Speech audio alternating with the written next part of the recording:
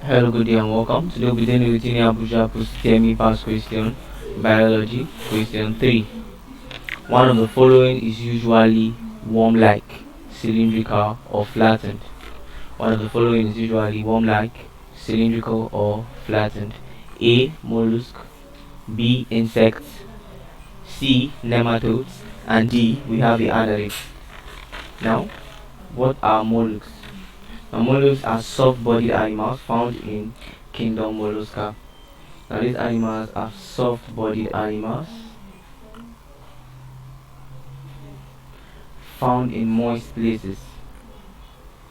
Now moist places are places with little or large amount of water. So these mollusks are soft, they have very soft bodies. Now these animals they do possess, most mollusks possess hard shells. Now due to their soft bodies, they need these hard shells for protection. Some examples of mollusks are the snail, the slugs, etc. And these are mollusks. Secondly, we have insects.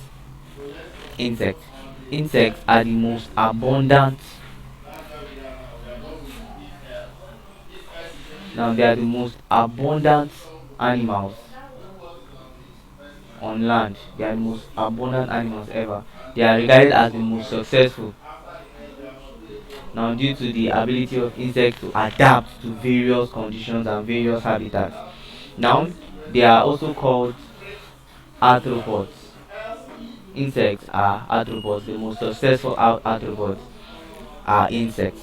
They have wings, compound eyes, and they also have 3 pairs of legs. So that's insects. We have the nematodes.